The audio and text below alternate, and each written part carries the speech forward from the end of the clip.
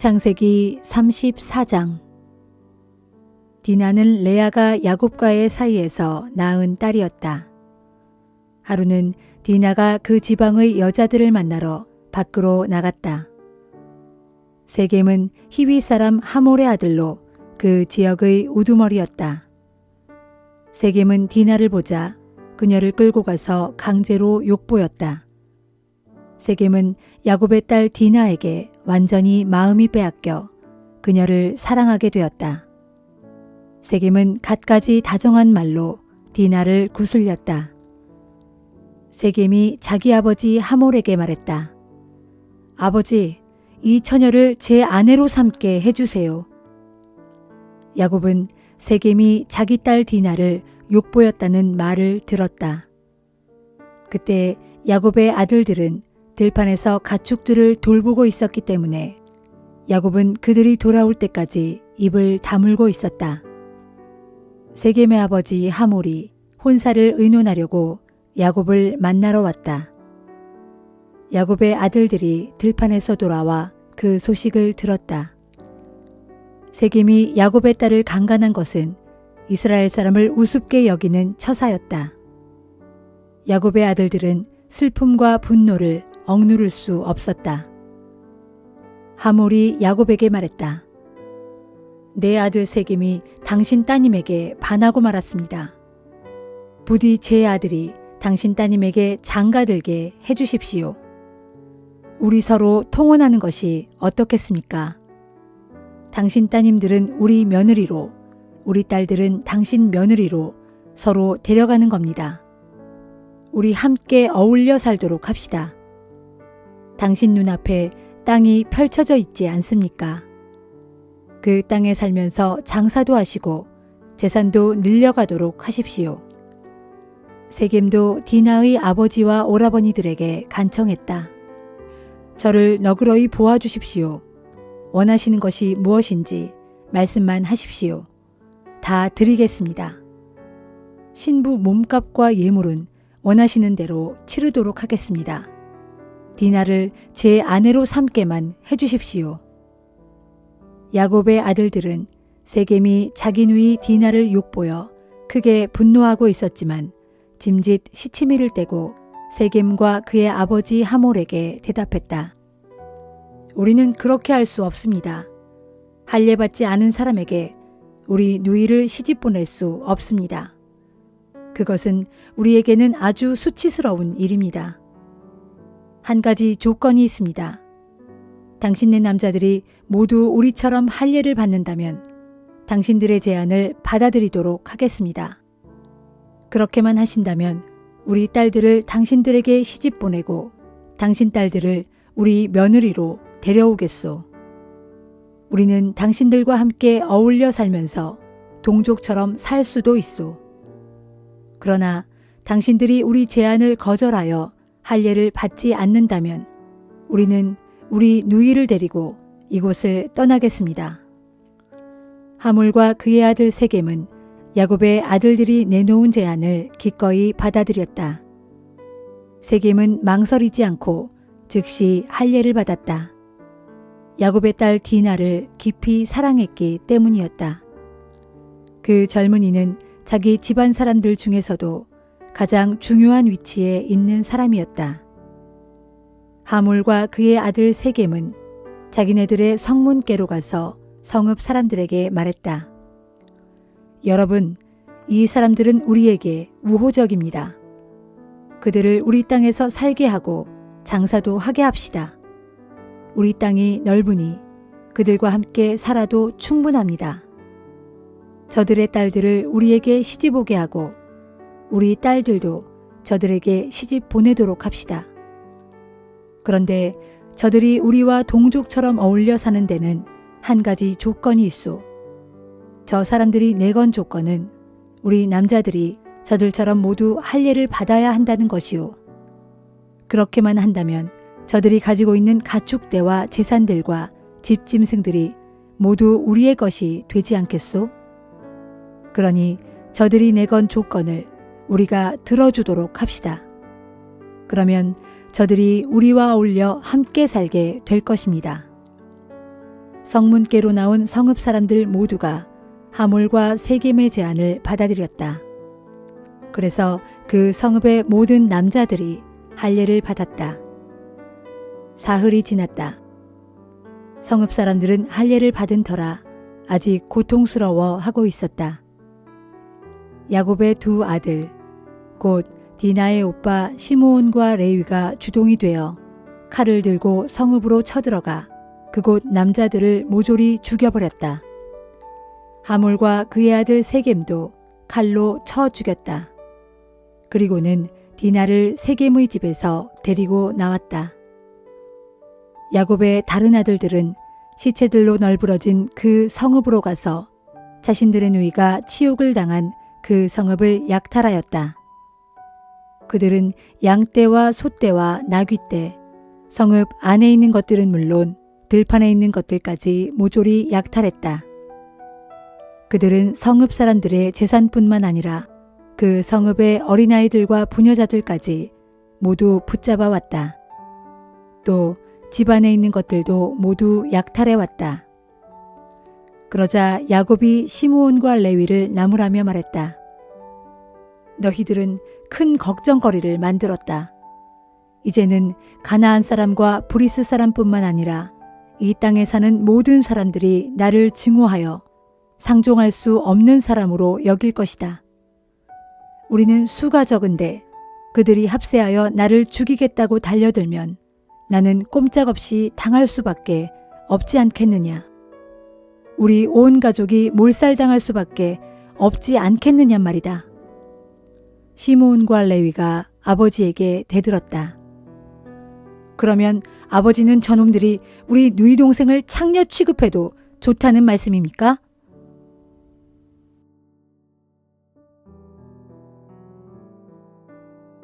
마가복음 5장.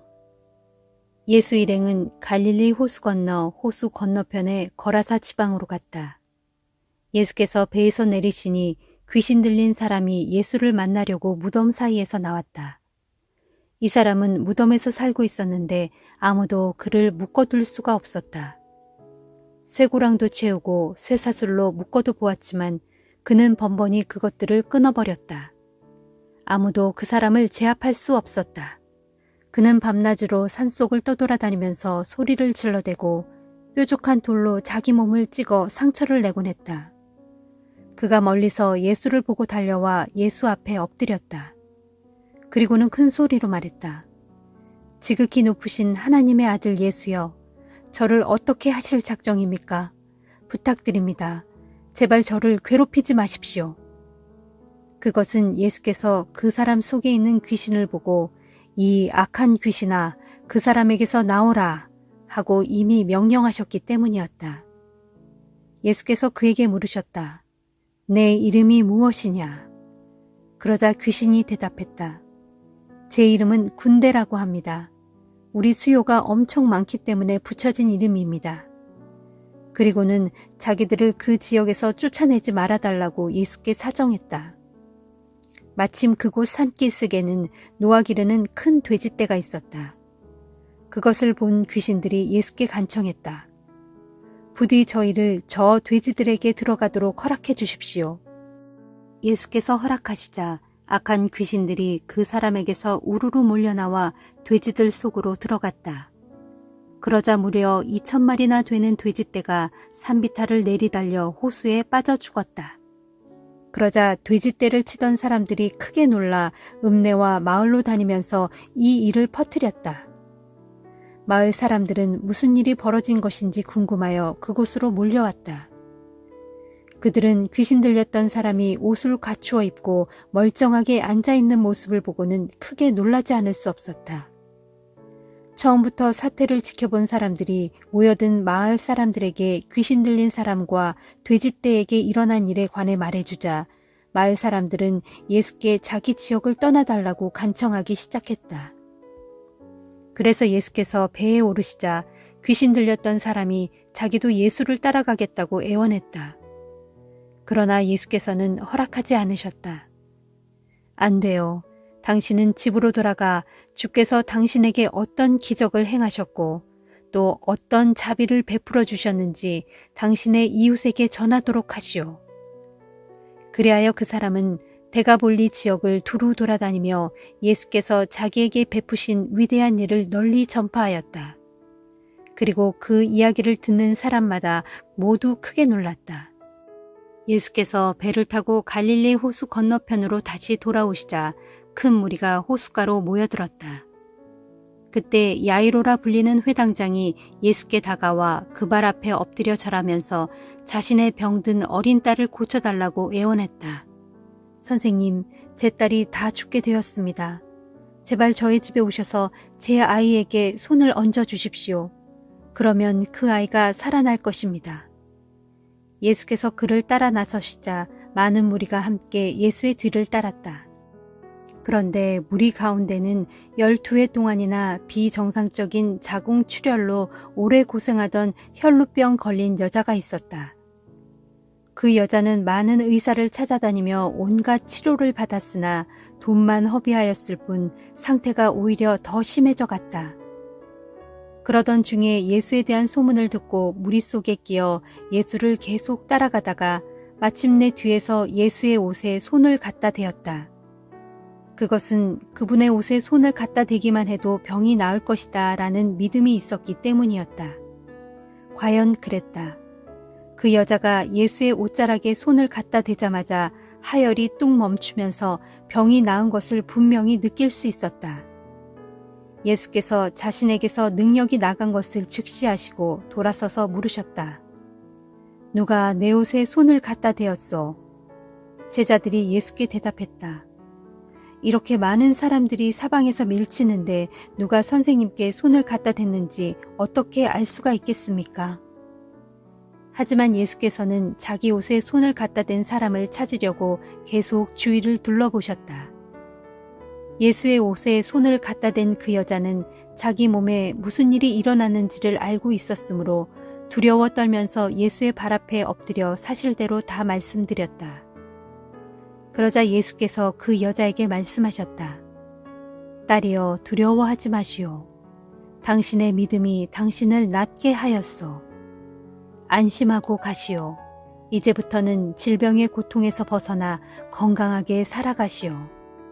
예수께서 미처 말씀을 마치시기도 전에 회당장의 집에서 사람이 뛰어나와 야이로에게 말했다. 회당장님, 따님이 죽었습니다. 이제 선생님을 헛걸음하게 하지 마십시오. 그러나 예수께서는 그 사람의 말에 아랑곳하지 않으시고 회당장 야이로에게 말씀하셨다. 두려워하지 말고 당신은 오직 믿기만 하시오. 예수께서는 베드로와 야고보와 요한 외에는 아무도 따라오지 못하게 하셨다. 예수 일행이 야이로의 집에 이르자 사람들이 소란을 떨며 큰 소리로 울고 있었다. 예수께서 집 안으로 들어가셔서 그들에게 말씀하셨다. 왜 이리 소란을 피우며 울고 있습니까? 그 아이는 죽은 것이 아니라 다만 잠들어 있을 뿐입니다. 사람들은 예수를 비웃었다. 그러나 예수께서는 그들을 모두 내보내신 후에 아이의 부모와 세 제자만을 데리고 아이가 누워있는 방으로 들어가셨다. 그리고 그 아이의 손을 잡고 말씀하셨다. 달리다굼. 이 말을 번역하면 소녀야 일어나라 라는 뜻이다. 그러자 소녀가 곧 일어나서 멀쩡하게 걸어 다녔다. 이 소녀의 나이는 12살이었다. 그 광경을 지켜보던 사람들은 크게 놀라 어안이 벙벙했다. 예수께서는 이 일을 아무에게도 알리지 말라고 그들에게 엄히 이르신 뒤 소녀에게 먹을 것을 갖다 주라고 말씀하셨다.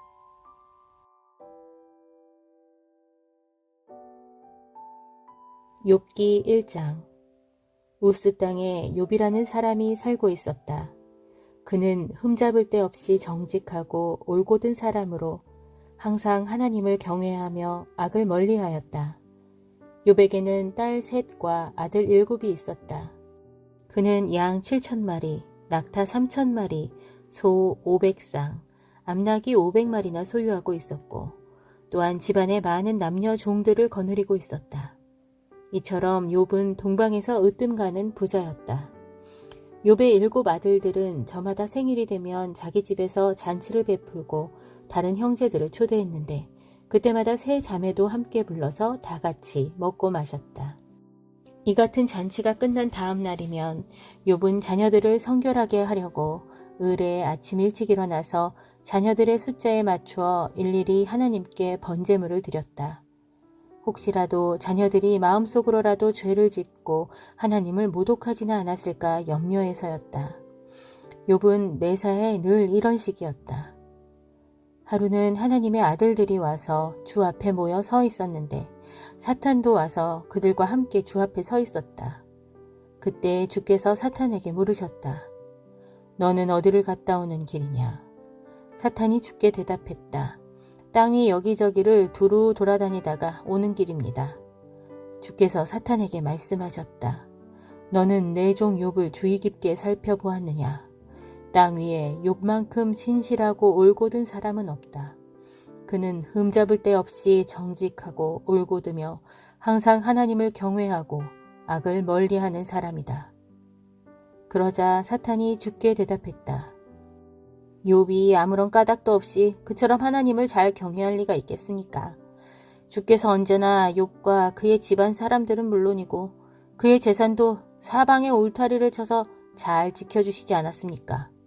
또 욥이 하는 일마다 주께서 복을 내려주셨으므로 욥의 가축들이 온 땅에 넘치도록 불어난 것이 아닙니까? 만일 주께서 이제라도 손을 쓰셔서 욥이 가진 것들을 내리쳐 보십시오. 그러면 욥은 틀림없이 주의 면전에서 주를 저주할 것입니다. 주께서 사탄에게 말씀하셨다. 좋다. 그렇다면 욥이 가진 모든 재산을 내 손에 맡겨보겠다. 하지만 욥의 몸에는 손가락 하나 대지 말아라. 그러자 사탄이 주 앞에서 물러갔다. 하루는 욥의 아들들과 딸들이 큰아들의 집에서 잔치를 열고 포도주를 마시고 있었다.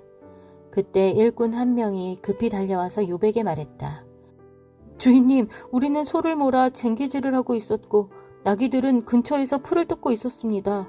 그런데 스바 사람들이 어디선가 갑자기 들이닥치더니 짐승들을 모두 빼앗아가고 종들을 다 칼로 쳐 죽였습니다. 저만 이렇게 가까스로 도망쳐 왔습니다.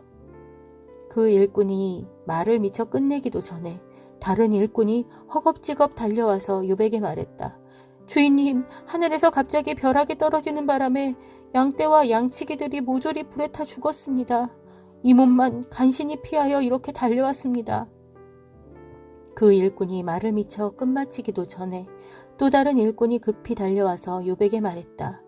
주인님, 갈대아 사람들이 어디선가 나타나 떼를 지어 세 무리로 나뉘어 쳐들어오더니 주인님의 낙타들을 모조리 빼앗아가고 종들을 모두 칼로 쳐 죽였습니다. 저만 이렇게 가까스로 살아남아서 주인님께 소식을 알려드리려고 급히 달려온 것입니다. 그 일꾼이 말을 미처 끝마치기도 전에 또 다른 일꾼 하나가 허겁지겁 달려와서 욥에게 말했다. 주인님, 주인님의 아드님들과 따님들이 큰아드님 댁에서 잔치를 열고 포도주를 마시고 있을 때였습니다. 그런데 갑자기 광야에서 강풍이 거세게 불어닥쳐 집에 내 모퉁이를 치는 바람에 집이 와르르 무너져 내려 모두 그 자리에서 죽고 말았습니다. 저만 이렇게 간신히 살아남아서 주인님께 소식을 알려드리려고 급히 달려온 것입니다.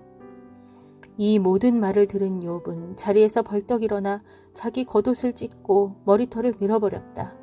그런 뒤 욥은 땅에 엎드려 주께 경배하면서 말했다. 내가 내 어머니의 뱃속에서 벌거벗은 몸으로 나왔으니 또한 갈 때에도 도로 벌거벗은 채로 떠나갈 것입니다. 내게 주시는 분도 주님이시오. 내게서 거두어 가신 분도 주님이시니 오직 이 몸은 주님의 이름을 찬양할 따름입니다. 이처럼 욥은 이 모든 순환을 겪고서도 아무런 죄를 짓지 않았고 또한 어리석게 하나님을 원망하지도 않았다.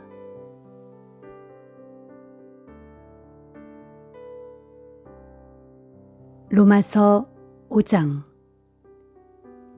그러므로 우리는 믿음으로 하나님께 의롭다고 인정을 받아 우리 주 예수 그리스도를 통해 하나님과 더불어 평화를 누리게 되었습니다.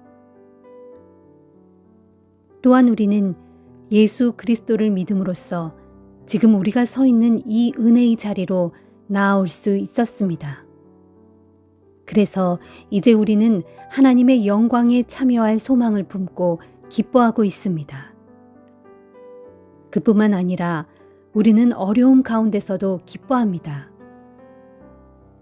왜냐하면 우리가 겪는 어려움이 인내를 낳고 인내는 우리의 성품을 단련시켜주며 그러한 성품은 마침내 소망을 이루는 줄을 우리가 알기 때문입니다. 우리가 품는 소망은 우리를 절대로 낙심시키지 않습니다. 왜냐하면 하나님께서는 우리에게 주신 성령을 통하여 자신의 사랑을 우리 마음속에 가득 부어주셨기 때문입니다. 아시다시피 우리가 아직 아무런 힘이 없는 연약한 그때에 그리스도께서는 불경건한 죄인들을 위해 죽으셨습니다. 의로운 사람을 위해 자기 목숨을 바치는 사람도 없거니와 선한 사람을 위해 자기 목숨을 바치는 사람도 아주 드뭅니다. 하지만 하나님의 독생자 그리스도께서는 우리가 아직 죄인이었을 때 우리를 위해 죽으셨습니다. 하나님께서는 우리를 위한 자신의 사랑을 이런 식으로 보여주셨습니다. 이처럼 그리스도께서 흘리신 피로 인하여 이제 우리가 하나님께 의롭다고 인정을 받았으니 우리가 그리스도를 통하여 하나님의 진노를 입지 않고 구원을 받을 것이라는 사실은 더 말할 나위도 없습니다. 우리가 하나님과 원수되었을 때에도 그 아들의 죽음으로 인하여 하나님과 화해하게 되었으니 이미 화해가 이루어진 지금 우리가 하나님의 영원한 생명으로 인해 구원을 받게 될 것은 확실합니다. 그뿐만 아닙니다. 우리는 또한 우리 주 예수 그리스도로 인하여 하나님 안에서 기뻐합니다. 우리가 하나님과 화해할 수 있게 된 것은 오직 우리 주 예수 그리스도로 말미암았기 때문입니다. 그러므로 한 사람을 통하여 죄가 세상에 들어오고 그 죄를 통하여 죽음이 세상에 들어왔으며 이런 식으로 죽음이 모든 사람들에게 이르게 되었습니다. 그것은 모두가 죄를 지었기 때문입니다. 율법이 주어지기 이전에도 세상에는 여전히 죄가 있었지만 율법이 없을 때에는 죄가 죄로 여겨지지 않았습니다. 그럼에도 불구하고 아담 시대로부터 모세 시대에 이르기까지 아담과 같은 죄를 짓지 않는 사람들도 죽음의 지배를 받았습니다. 즉 그들에게도 죽음이 왕노릇했습니다. 말하자면 인류의 첫사람 아담은 장차 오실 분 곧 그리스도의 모형이었습니다. 하지만 하나님께서 그리스도를 통해 주시는 선물은 아담이 죄를 지었을 때와 같지 않습니다. 왜냐하면 비록 한 사람 아담이 지은 죄로 인해 많은 이들이 죽었지만 하나님께서 베푸신 은혜, 곧 한 사람 예수 그리스도로 말미암는 은혜의 선물은 그보다 훨씬 많은 사람들에게 풍성히 차고 넘쳤기 때문입니다. 또한 하나님의 크신 은혜는 한 사람 아담이 지은 죄가 가져온 결과와도 같지 않습니다. 비록 한 사람 아담이 지은 죄로 인해 모든 사람이 죄인이라는 판결을 받게 되었지만 하나님께서 예수 그리스도를 통해 거저주신 크신 은혜의 선물로 말미암아 많은 죄인들이 무죄 판결을 받아 의롭다고 인정받았기 때문입니다. 한 사람 아담이 죄를 범함으로써 그 한 사람으로 인해 죽음이 왕노릇하게 되었다면 하나님의 크신 은혜와 의롭다 하심의 선물을 풍성하게 받는 모든 사람들은 한 분 예수 그리스도로 말미암아 참 생명 안에서 영원토록 왕노릇하게 될 것이라는 사실이 더더욱 확실합니다. 결국 한 사람이 죄를 범한 결과로 모든 사람들이 정죄를 받았듯이 이제는 한 사람의 의로운 행위로 말미암아 모든 사람들이 하나님께 의롭다는 인정을 받아서 참 생명을 얻게 되었습니다. 다시 말해 한 사람 아담의 불순종으로 인해 많은 사람들이 죄인으로 판정을 받았듯이 한 사람 그리스도의 순종으로 인해 더욱더 많은 사람들이 하나님께 의인으로 판정을 받을 것입니다. 사실 율법이 더해짐으로써 죄가 더욱 증가되었습니다. 하지만 죄가 많아진 그만큼 은혜 또한 더욱 넘치게 되었습니다. 그래서 죄가 죽음을 통하여 사람들에게 왕노릇한 것과 같이 은혜 역시 의를 통하여 사람들에게 왕노릇하여 우리 주 예수 그리스도로 말미암아 하나님의 은혜로 주어지는 영원한 생명에 이르게 하려는 것입니다.